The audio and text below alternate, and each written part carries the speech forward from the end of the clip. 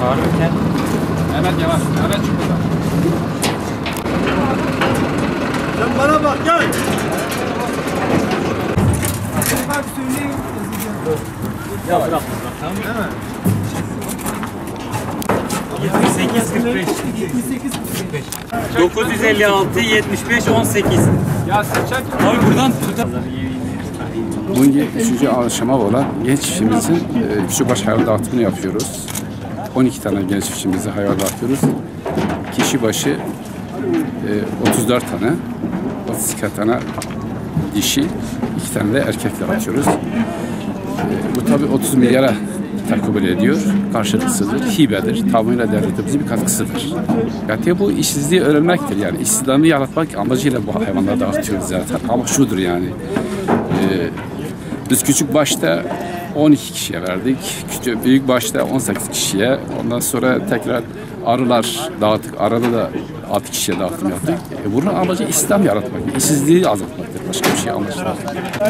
Tabii bölgede hem işsizliği azaltmak, istihdamı arttırmak hem de tarımın gelişmesini sağlamak. Yani biliyorsun bölgemizde hayvancılık çok geriledi.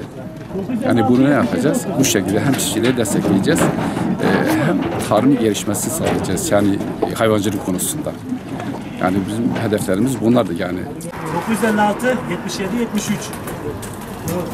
Tamam mı? Duymadığın zaman söyle.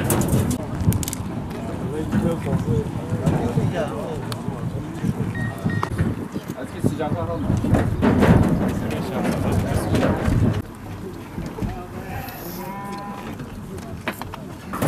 Genç çiftçi 982 tarım il müdürlüklerinin sağladığı yardımla bu hayvanları almış bulunmaktayız. Gel abi. Yetkililerin hepsine teşekkür ediyoruz. Çiftçilerimize destek olmalarını diliyoruz. Devamının gelmesini diliyoruz inşallah. 35 koyun. Erdoğan abi. 33 dişi, 2 tane Abi bir çekilebilir misiniz? erkek olmak üzere. Tam 35 tane. Erdoğan abi ben tam Köylerde besleyeceğiz inşallah. Besleyiciliğe devam edeceğiz. Bu imkanlar sayesinde. İnşallah olumlu olur.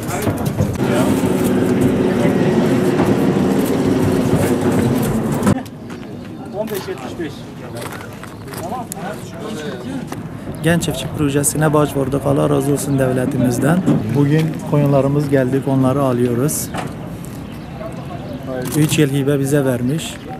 Bu hayvanları bakacağız, köye getireceğiz.